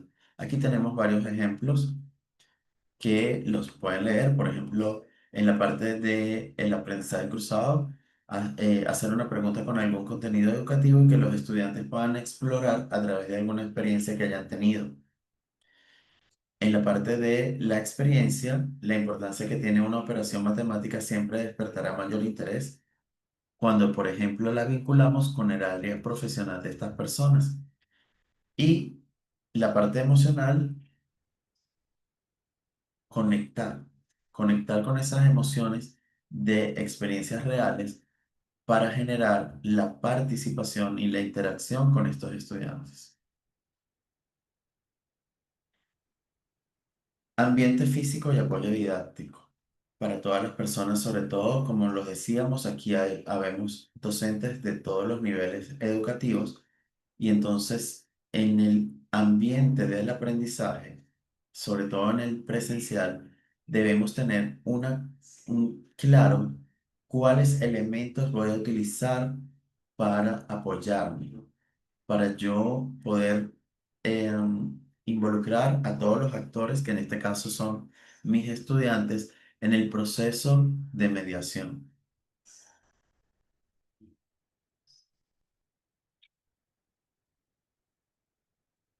Denme un segundito que esto como que está cargando. En este sentido, debemos tener en cuenta, compañeros, organizar nuestros espacios. Y díganme si no les ha pasado que igual debemos tener nuestros espacios para impartir lecciones virtuales en orden. Debemos tener todos nuestros elementos a la mano, disponibles, porque eso nos da mayor seguridad, nos da mayor capacidad de acción y nos permite desarrollar nuestros temas con todas las herramientas que sean posibles. No sé si se está viendo acá. Ajá. Tipos de ambiente de aprendizaje, que aquí forma parte de lo que estoy mencionando en este momento. Están los ambientes físicos, que ya todos los conocemos, los ambientes virtuales, que son los espacios digitales que compartimos, pero fíjense que si nos vamos a la definición de lo que es una reunión, las personas deben estar presentes. Y para poder relacionarse, deben estar presentes en tiempo y forma. Nos sucede mucho que nuestros estudiantes están conectados, pero están jugando Play. Están conectados, pero están cocinando.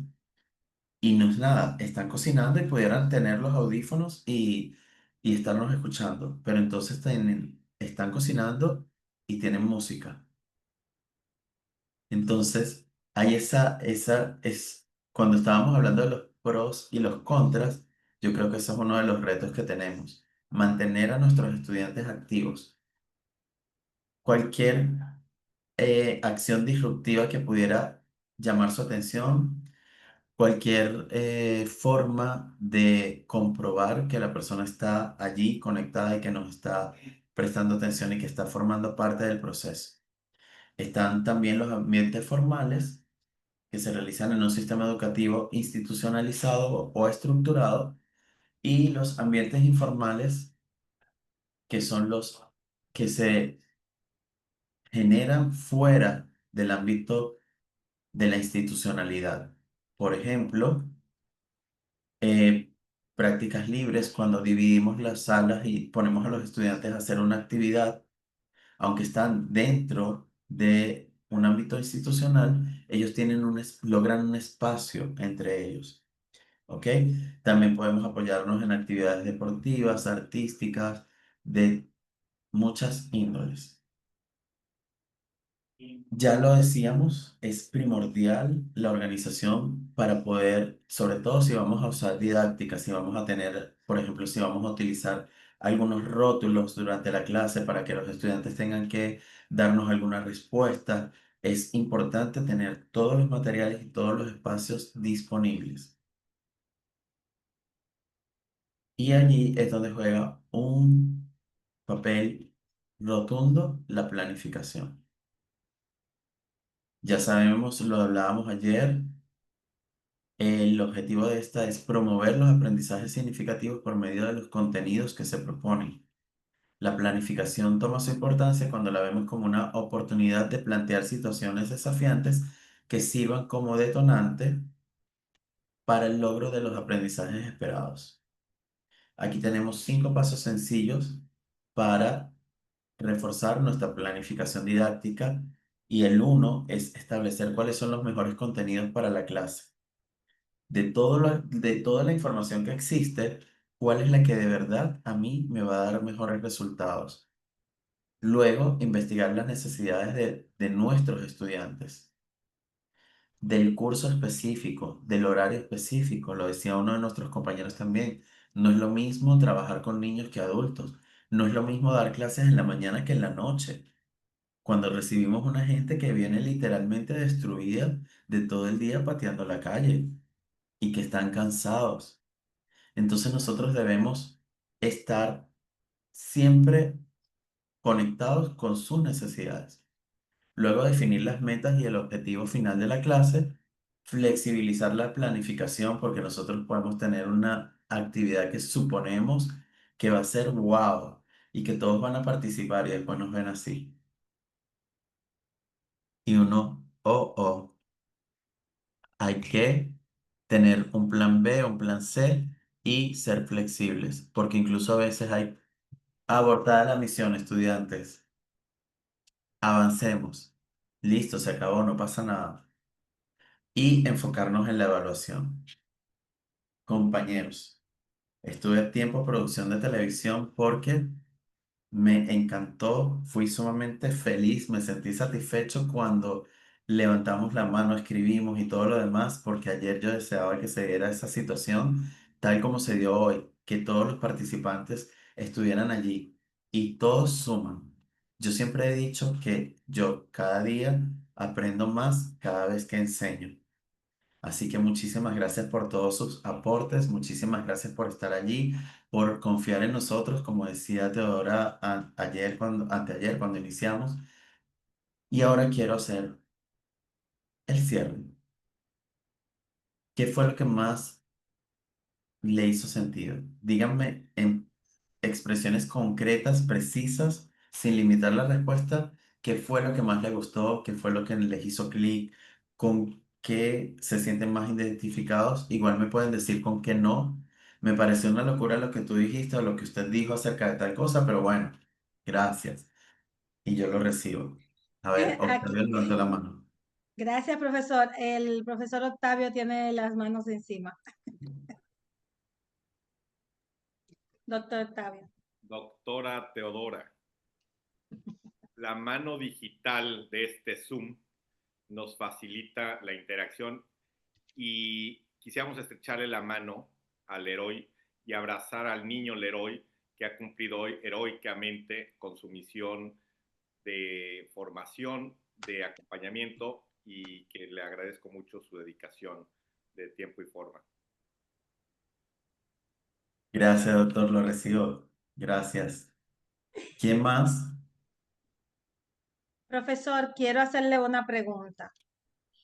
Dígame. Hay una actividad pendiente del módulo y también de la maestra Quiñones, Narcisa. que sí, que no ha podido conectarse. E hicieron algunas preguntas, pero la actividad sí se va a compartir y le vamos a dar la oportunidad para que no se le ligue el primer módulo con el segundo, o sea, con el siguiente, de que se pueda hacer la dinámica y la actividad antes de el próximo día de clases. Dale, no es que vamos a ser tan cerrados, pero es mucho mejor. Esas son las horas de prácticas que nos permiten completar todo el cúmulo de horas que tiene el diplomado. O sea, es hora de trabajo. Lo que queda de esta semana hasta el inicio de la nueva sesión, o sea, del módulo 2, es de trabajo del primer módulo. Debemos hacer todas esas actividades para poderlo hacer un poquito más acelerado y no estar tanto tiempo solo frente a la pantalla. Es nuestra responsabilidad. Tenemos 2 actividades pendientes de este módulo y se les va a compartir.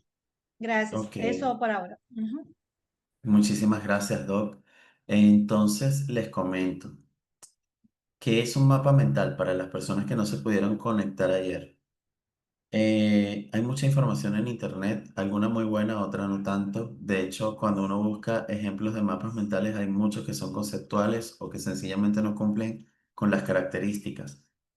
Un mapa mental es una forma de desarrollar un tema solo con imágenes, ¿ok? Solo con imágenes. Y solo se utilizan títulos y conectores. Por ejemplo, bueno, recomendaciones. Encerrar las imágenes en círculo porque ya sabemos que las líneas curvas estimulan más el pensamiento, le dan más fluidez. Los vectores nos indiquen cuál es la dirección y cuál es el orden, es decir, flechas, también preferiblemente curvas, y que no irrumpan en la forma, es decir, que no corten el círculo, ¿ok? Sino que, por ejemplo, llegue la flecha aquí. Ejemplo, si a mí me toca un mapa mental del amor, compañeros, ¿cuál es el símbolo universal del amor? Un corazón. Listo. Entonces, un corazón. Después yo quiero colocar, qué sé yo, los elementos. Entonces, flechita, 2 personas. ¿Sí? Luego, características. Yo colocaría una nube. Recomendaciones, un cerebro. Y cierro mi mapa mental. Cuando haga la galería, yo les diría, bueno, el amor se conoce como un sentimiento, bla, bla, bla. Mínimo tienen que haber 2 personas, ¿verdad? Para una relación amorosa, aunque también existe el amor propio, que es conmigo mismo, ra, ra, ra, ra, ra. Luego, ¿qué había dicho? Características, una nube. En la mayoría de los casos, cuando estamos enamorados, estamos como levitando, estamos vibrando en alto, eso genera endorfina, bla, todo lo que nosotros queramos decir. Recomendaciones, porque pensé en un cerebro inmediatamente. Para hacer efectivas las relaciones, debemos ser también objetivos y no solo dejarnos llevar por las emociones. Listo y se acabó. Eso es un mapa mental. ¿Ok? Entonces, se hicieron 2 grupos de WhatsApp, 2 enlaces, para que hayan 11 personas en cada grupo. Las personas que se unan al grupo del cognitivismo, pues van a hacer un mapa mental acerca de la teoría de Piaget del cognitivismo. Y está la otra del constructivismo, que es de Vygotsky. Entonces, las personas que se unan a ese grupo van a hacer un mapa mental del Construct TV.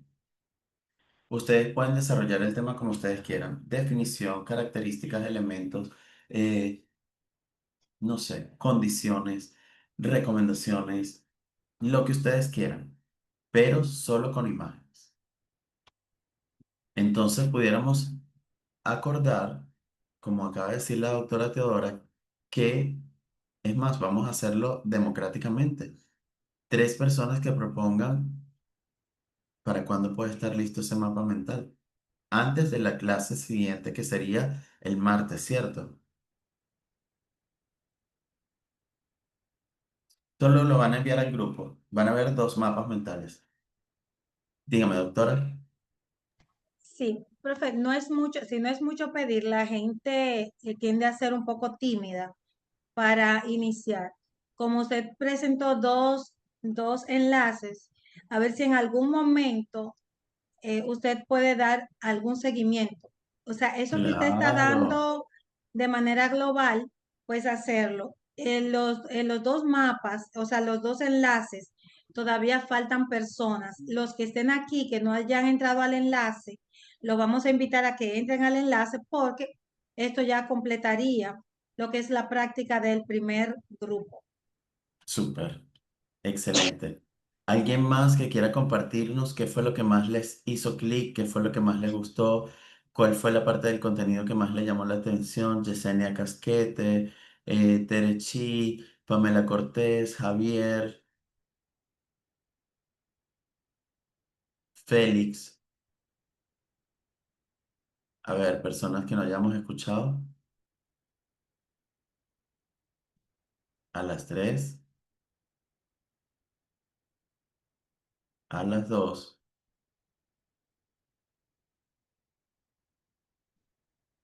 A ver, compañero Félix Pilay, quisiera compartirnos qué fue lo que más le gustó de la clase de hoy.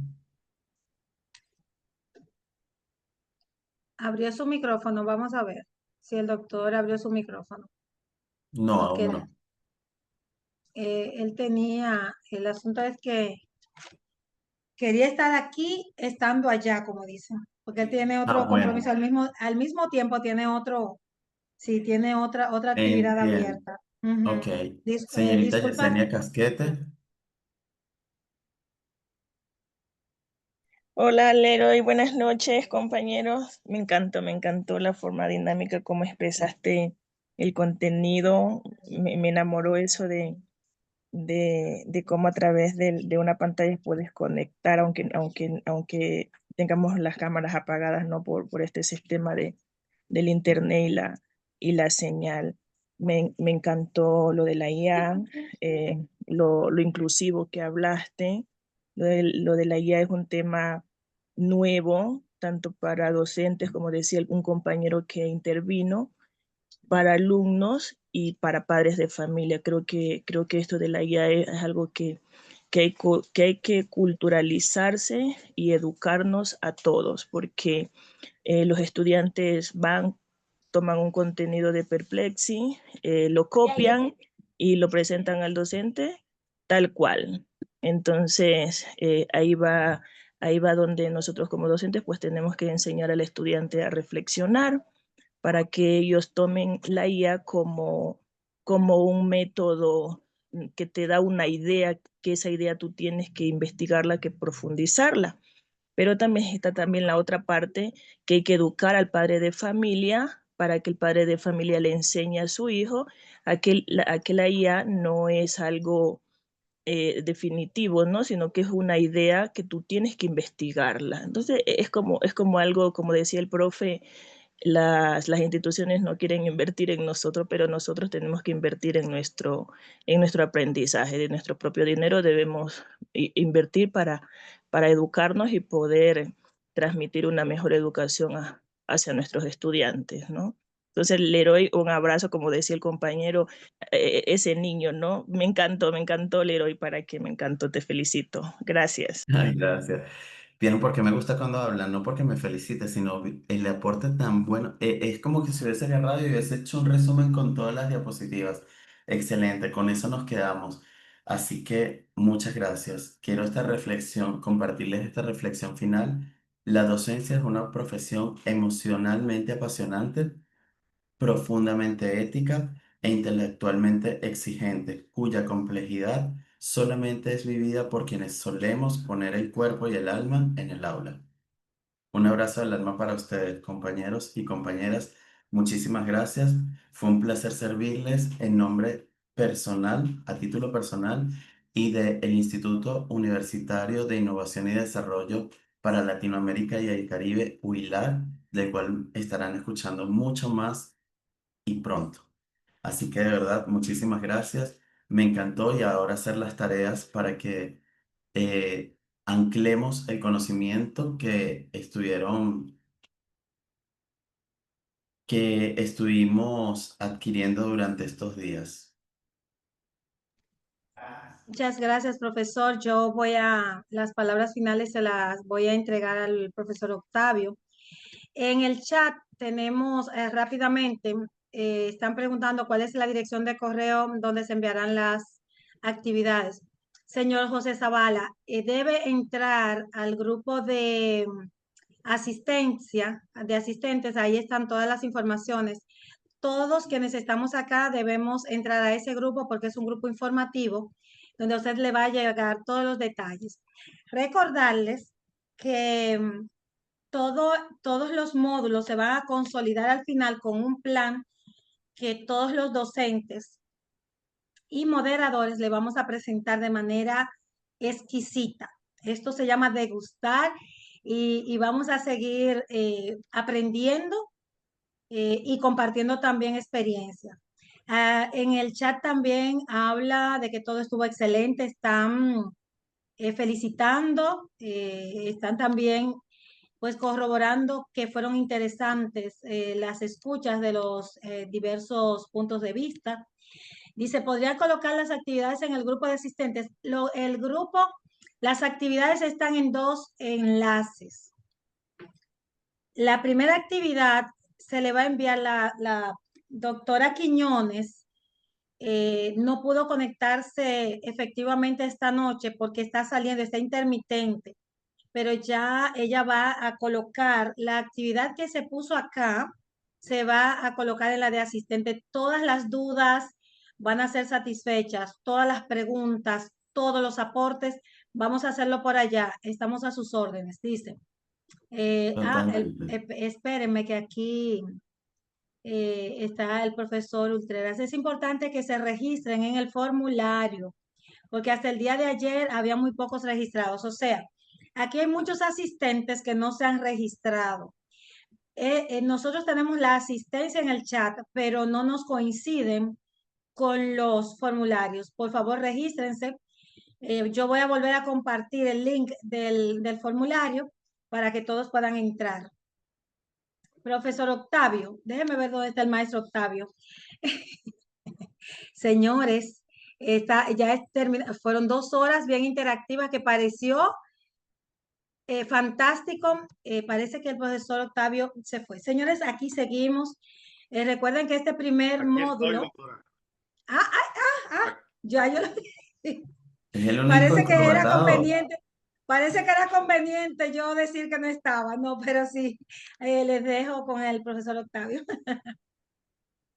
Muchas gracias, doctora. Aquí debemos aplicar la del principito que vemos con el corazón. Y bueno, de corazón agradecemos a todos y cada uno de los distinguidos colegas que se han conectado, que están presentes en este diplomado con relación a ciencias de la educación, disciplinas complementarias para la educación integral, particularmente en el inicio y ahora conclusión del módulo 1 sobre introducción a las ciencias de la educación, que hemos tenido la fortuna de presenciar junto con la doctora Narcisa Quiñones, quien elocuente y denodadamente ha compartido la brillante exposición de nuestro colega Igor Leroy Mesa Serra, a quien le damos en personal y en dupla nuestro mayor agradecimiento y reconocimiento por la dedicación, y a ustedes, apreciados colegas, nuestra gratitud por su compromiso académico.